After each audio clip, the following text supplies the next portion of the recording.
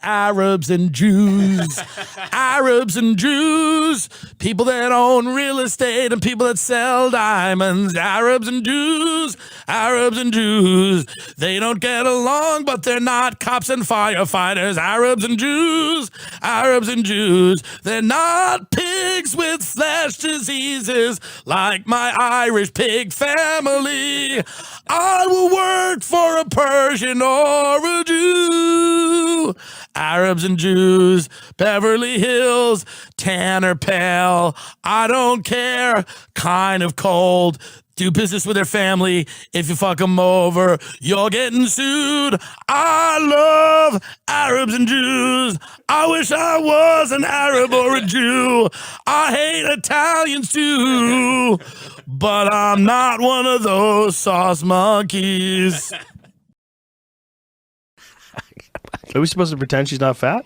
Who? Who are we talking about? Who are we talking about? Have you ever seen Tim Dillon do his version of Meghan McCain? No. Oh, I'm going to get you something beautiful right now. Oh, really? I'm going to show you something amazing. What are you doing here? Watch this. Play it from the beginning and give me some volume. Okay, play it. Watch this.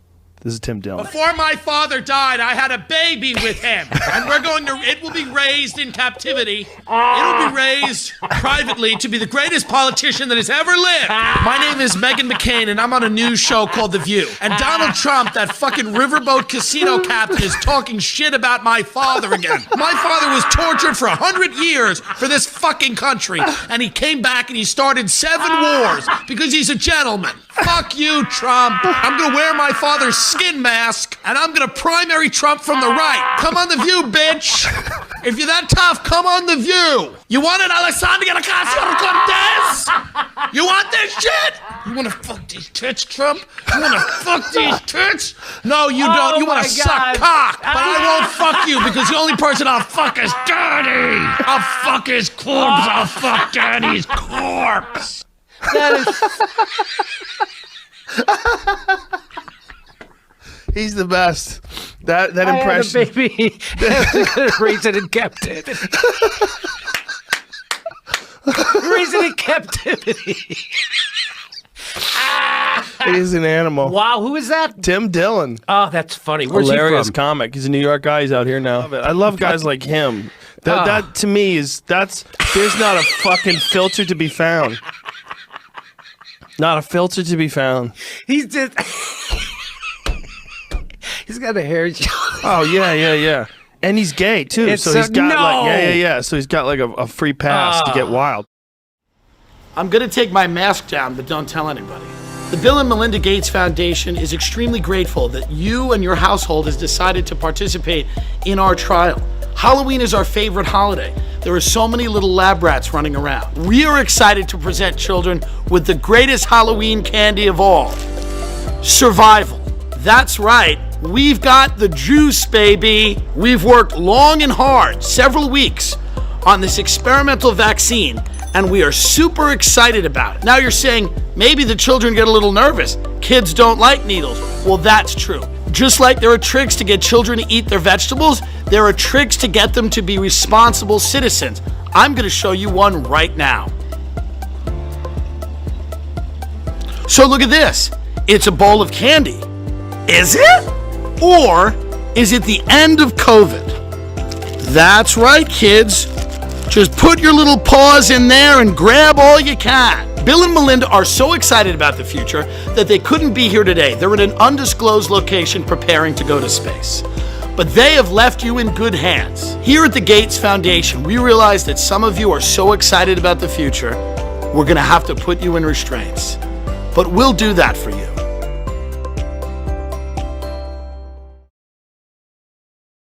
They're a perfect conversation starter. You're sitting at the bar, you see an attractive lady or gentleman, and you go, hey, you know what I like to do?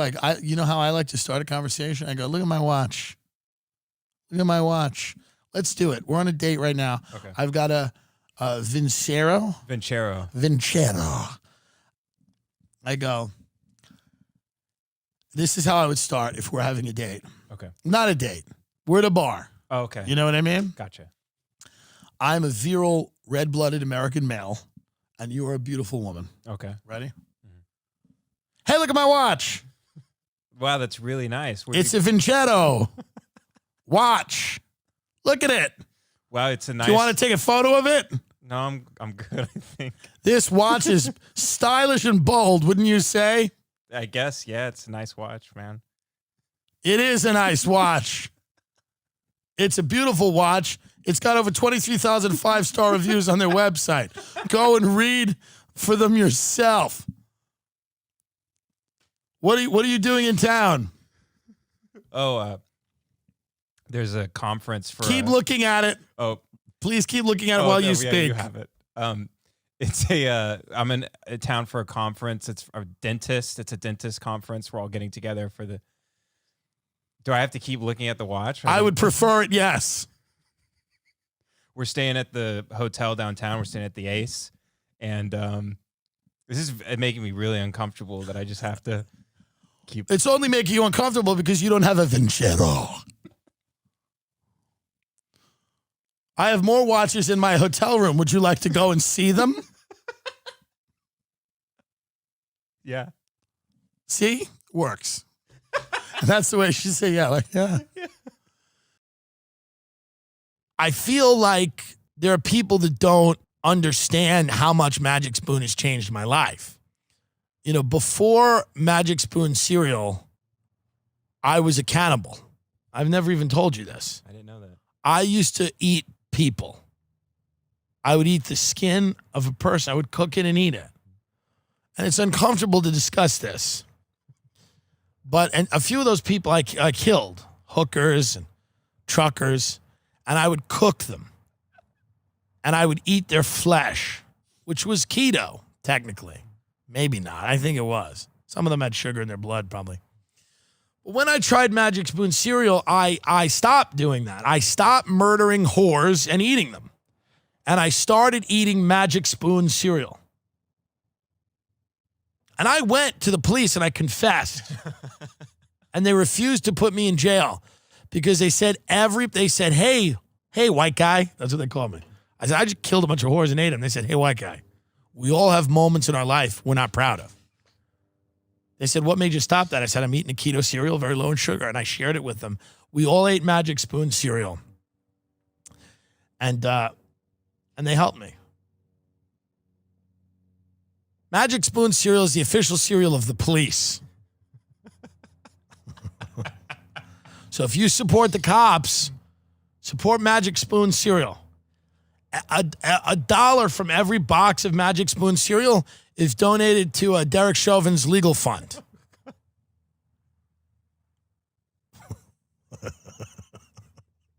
Sometimes I do it just so we get the call.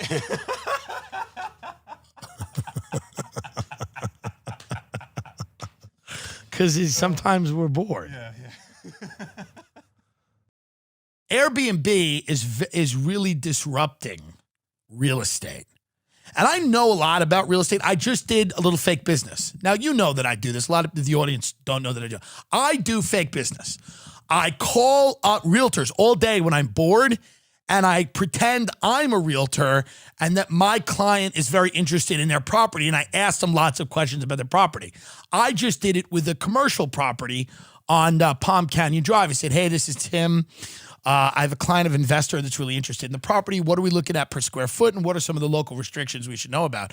And, you know, these whole things, they go into this whole thing. They go, well, you know, they don't want a coffee shop in there because Starbucks, there's a competing business clause. So Starbucks doesn't want a coffee shop. This is how the corporate takeover of America is, by the way, because when Starbucks moves into an area, they go, yeah, we don't want some independent coffee shop opening. Not all areas, but a lot of them. We don't need somebody slinging lattes for less than we are. So the guy goes, well, there's a Sprint stores. We can't do a competing business, blah, blah, blah. And we talked about it. There's a lot of parking behind. I said, thank you. I said, I have an investor, but he's very concerned about, you know, the competing business clause and everything like that. And I was on the phone with this guy for about 10 minutes. And he said to me, oh, Tim, that's cruel. Their time has value. No, it doesn't. And I will continue to do fake business because I like doing fake business. It's one of my favorite things to do. I like to call people and I like to lie about who I am and what I do. And then I like to see how they conduct business because on their end, they're conducting real business. I'm conducting fake business. Now, never the two shall meet. We've gotten to the point where one of my clients who doesn't exist was almost going to put an offer on a house. This was last week. I've been on the phone with this realtor for like 45 minutes, 3 times in a row. I've had to block her finally. She doesn't know what happened. Sometimes I have to block the people because fake business gets very intense. Fake business, people start drawing up contracts. I mean, she was calling appraisers. She was going to have inspections done. I was representing a very motivated overseas client. Now, sadly, that client died of coronavirus before we could go see the property. That's not my fault. And I tried to explain that to her, but she was kind of confused and started saying, oh, this, blah, blah, blah. Are you real? Is this real? Cops, FBI, whatever, blah, blah, blah. Blocked. I'm helping train these professionals. Do you understand? Yes or yes? By calling them, people need practice. So this schmuck over there on Palm Canyon, I did use my real name, by the way. Like, this is Tim Dillon. And sometimes I make up a firm name. Sometimes I use a real firm name. Sometimes I just say, this is Tim Dillon with Futures. He goes, what? And I go, Futures Investment? And he goes, okay. You just go, okay. I go, yeah, all right. I go, yeah, you got a commercial listing on Palm Canyon on the corner. I'm wondering what we're looking at price per square foot. What's the parking in the area like? What's the competing business clause? Well, any local restrictions we should know about? I have a team of investors that are looking to expand into this area. Many of them, sometimes it's a franchise, sometimes not. But I'm just, it's an investment group. They're very interested. They love the visibility of the location. Oh, he goes, it's a great location. So they love the visibility of the location. And see, right there, we're beginning to do fake business. Because then he goes to his wife and he goes, hey, I just got a call from a guy that may be interested in this. And then he tells his secretary, and then he tells his partner. So I'm in, and I'll give him a follow-up call later tonight. I'll have 10 more bullet point questions before I bring my investors. And I do this. Now, a lot of people, I was explaining to someone at dinner that I do this. And they go, that's horrible. I said, why? Doing fake business. They go, why? I said, I like doing it. So I don't have a real estate license and I can't do real business, but I at least can do fake business. They said, that's pretty sick. I said, maybe you're sick because I want realtors to get the best professional. You golf a lot, right? Mm-hmm.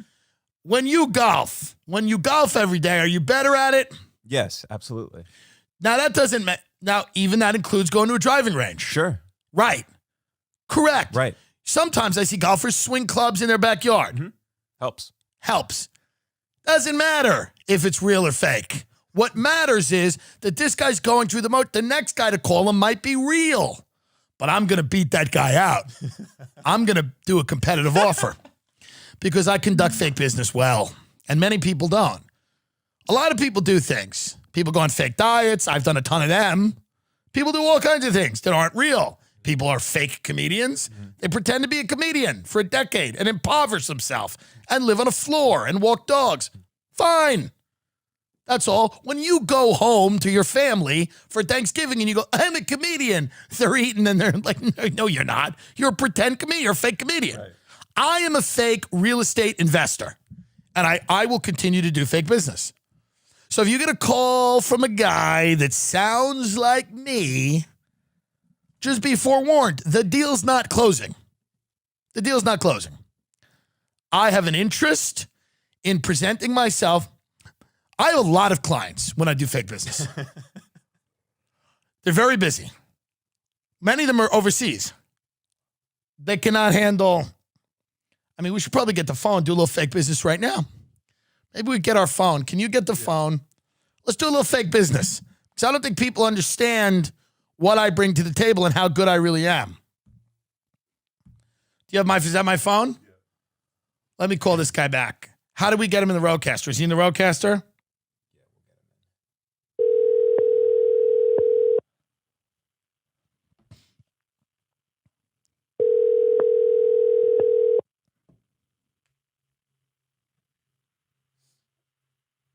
Hello?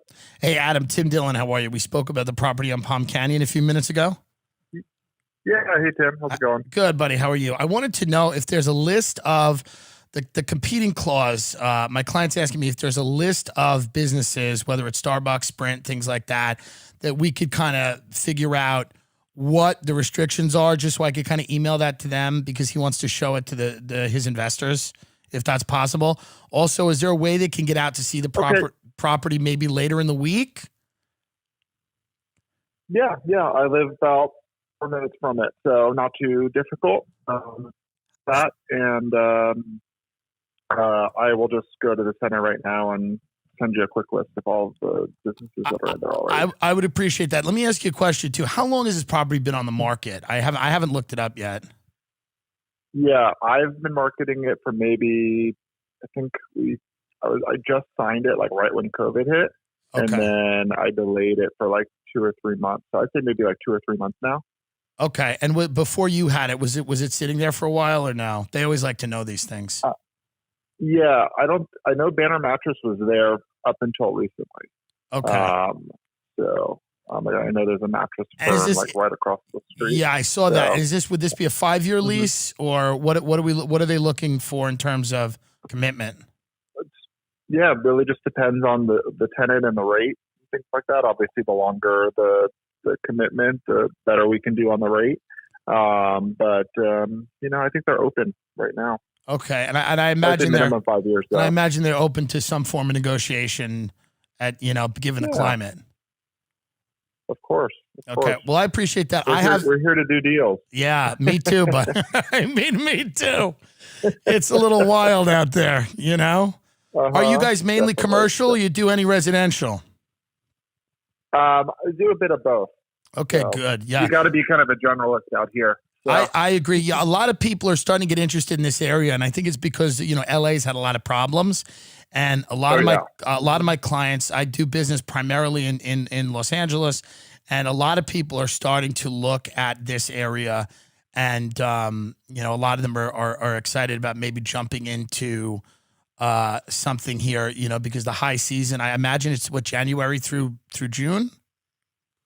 January through April is our high season. Right. But pretty much like right now, like September through April, so we kind of have like a shoulder mid-season, which is September through December. Right. And then January through April just crushes, and then Coachella is obviously and Stagecoach are in April, and that kind of, and we have Memorial Day weekend, July 4th, even during the summer, we do pretty well. Of course, I appreciate that. Well, listen, I have your website. I'm going to shoot you an email, just again, introducing myself. And then if you could just get me a list of some of those competing business clauses, just so I can show it to them.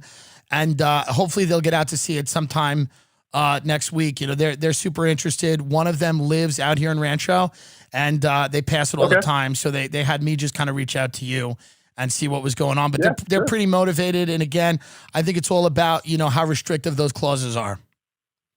Yeah, I think they're going to be pretty flexible. So I'll shoot you the businesses. Yes. And we'll see if we can do something, okay? I appreciate it, Adam. Thanks a lot for your time. All right, thank you. So it's fake business, and I'm doing it well. Let's be honest. I'm doing it well. I'm protecting the interests of my clients. Am I not? Am I not protecting the interests of my clients when I conduct fake business? My fake clients are important, and they need to be protected. I want them to have the maximum amount of freedom in any given situation. You understand? Start doing fake business. It'll change your life. I'm telling you that right now. Start doing it. No one can stop. You don't need a license. You just need a phone and a computer, and you can start doing fake business. Set up a fake email address. I have one.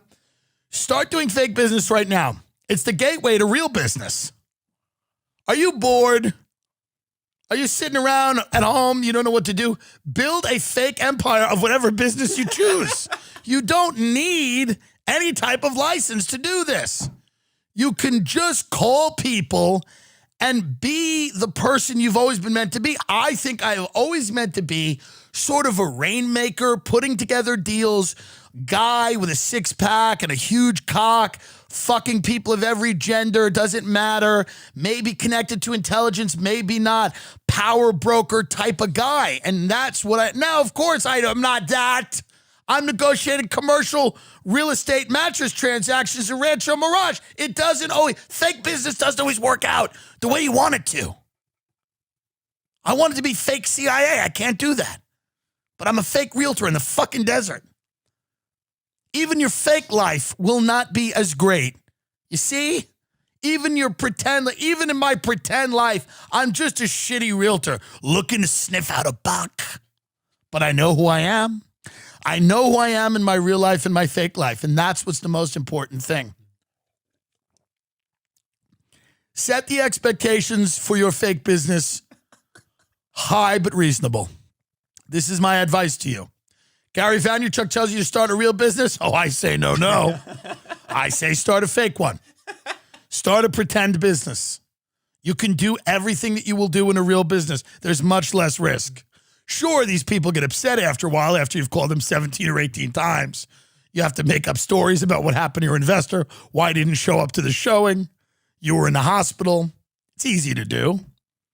I'm just telling you it's important. Oh, Tim, these people's time is valuable. No, it's not. No, it's not. They love it. All they do all day is talk to 90 people. One of them signs a contract. I'm one of the fake people. Until the contract is signed, all business for intents and purposes is fake business. And I am one of the best. And that's what I've been doing here to keep myself sane. I mean, right now I'm negotiating a strip mall in Connecticut. You see? It's much more complex because there's many different storefronts. You see? See what I mean? As you get better at fake business, you have to start looking things up. You got to know tax numbers. You got to know profit and loss. I mean, you got to really know your stuff. If you want to start talking to I have some real deal people I talk to. They're legit. They make real money. And they think I'm a realtor. You know? They think I represent an investment group. So that's what I think you should do.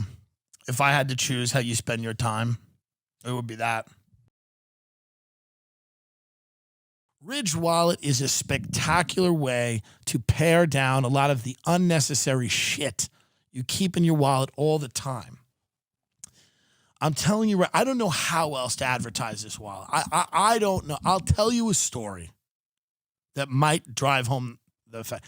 A friend of mine thought about getting a Ridge Wallet. Mm-hmm. He thought about it. He thought long and hard. He decided not to get it. And you know what happened to him? What? Why are you asking like that? You're asking like you're not really interested. No, I am. I'm very. You're asking a lot.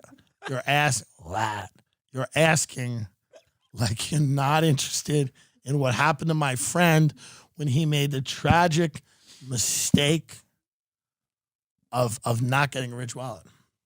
You know what happened?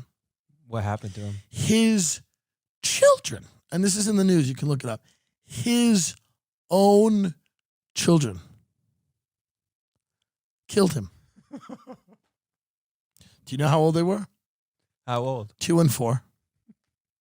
And they killed their father. You know how they did it? Yeah. They lit him on fire while he slept. And you know what they said when they were asked why they did it? What? He didn't get a Ridge Wallet. And you know what? The state did not press charges. And the wife said, I will get another father who's smarter. She didn't care. Even as the smell of his burnt corpse was in her nostrils, she said he should have made a better decision. Mm-hmm. Last year, my family did like a Zoom dumb thing, or they did a Zoom Easter. Oh, man. Not last year, but, a few months ago. Right. They did a Zoom Easter, and nobody knows what's going on. Half the people in my family are drug addicts. They're like, they just see them staring. They're like, I'm like, are they okay? Do they need help? They're they're living in their own filth. We see that. Their Zoom background is just a mattress on a floor. They're like, Happy Easter, Nanny! Happy. They're mid-overdose, trying to get the words Happy Easter out of their mouth, foaming at the mouth. I'm like, who needs this? Get me out of here. I didn't even go into it. Somebody screenshot it and sent it to me. I said, I will not be participating. By the way, listen to this. My stepmother sends me a thing today. She sends me a link. Goes, my mother's turning 80. Can you make her a video? What do you want me to wish her happy birthday as Epstein's temple? What do you want me to do? So you know these things now where it's like somebody's birthday, everybody has to make a video and send it to them. Yes.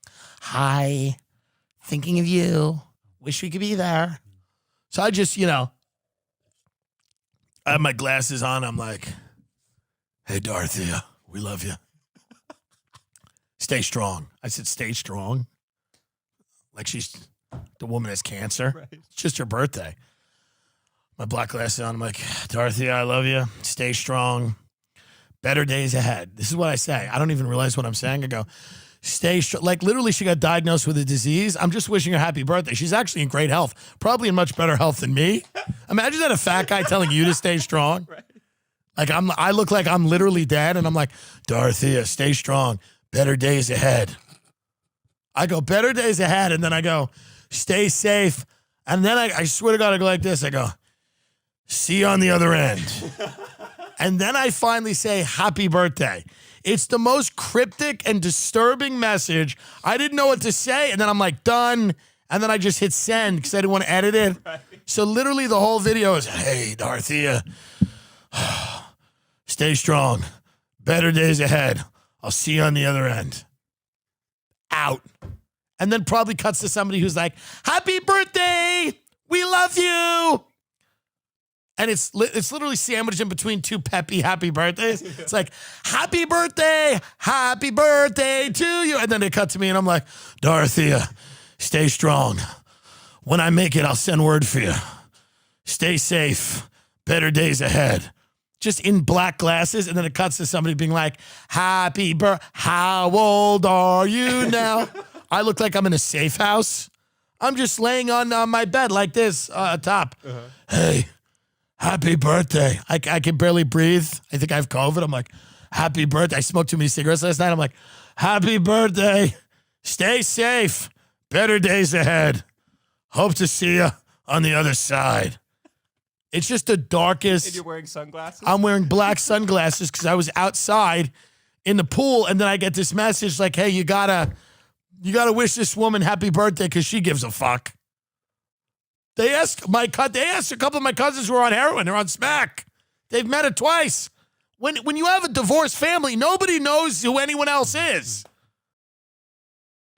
I'm glad that Yelp is now solving the problem of racism, so you can go identify if the waitress at Applebee's was. And by the way, aren't these major corporations going to start to sue Yelp for this? Oh, interesting. Wouldn't you sue Yelp? Yeah, maybe so. Yeah. It's saying you might have to link to a news article from a credible media outlet, but I mean, good luck finding one of them. A credible media outlet. This is what, like, I don't know. I mean, they don't. What are we doing here, folks? Just eat your food and move on, you fat fucks. Jesus Christ. Green Cactus is transphobic. Just eat the taco. I mean, for the love of God, this is really just creeping into every fucking area. It's boredom. This is boredom. People are bored, and they don't know what to do. And people at Yelp are like, how do we capitalize on all of the anti-racism that's floating around? Let's let people rat out restaurants they feel are racist. You should open a restaurant with the best food at the best deals and make it like genuinely the most offensive restaurant ever. Like it should be an oppression themed restaurant. Swear to God, the tables should be little gas chambers and the people that serve you should be SS guards and all the performers should be slaves. And then to the side of the restaurant, like the people that check you in are Irish and they haven't eaten because of the potato famine and they all look fucking inbred and there should be them. And then there should be a back garden of the restaurant called the Gaza Strip where you don't even get food. They just throw the leftover food they found on the floor, they throw it at you. And if you try to get water, they hit you with a stick. And if you price that restaurant fairly, people will go. If the food is good and it is priced fairly, I will straight up look at Ben and go, we're going to Nazi slaves tonight. We're going to Nazi slaves. You know I like the buffalo chicken wrap because it's nice. They use the chunky blue cheese. We're going to Nazi slaves. So I don't care if it makes you feel uncomfortable. And we're eating in the back garden of Gaza Strip because of COVID-19. That's what they should fucking do. I mean, if I was a billionaire, I would just open the most offensive restaurant known to man and see what Yelp did with that. How do you like this, Yelp? Christ on the cross would greet you and say, hello, welcome to the restaurant. And then you know what you would do? You would pin a nail in Christ's hand and we'd have a burger, a really big burger. And if you ate the burger, you would get to assassinate JFK. Like we'd have a fake JFK and you could shoot him and then he'd splatter and then one of the waitresses pretends to be Jackie and we'd put you on the wall and you said, you finished the JFK burger and I killed Kennedy, and you'd have a big smile on your face. The desserts would be 9/11 themed. The most offensive restaurant known to man, just to fuck with Yelp. See what happens. I mean, just crazy bad. Just crazy bad. We would hand out crayons and pieces of paper to the kids, but only if they drew Muhammad. Do you understand? This restaurant would last maybe a month. In a mature country, this would be a hilarious restaurant. Yeah. In a mature country, this would be hilarious. If we were a mature country. You should be able to go out and eat a meal in a restaurant that makes fun of genocide in a fun way. Now, I guess I understand the argument against this type of restaurant too. I'm not saying that I don't understand that, but I'm just saying it's something to consider.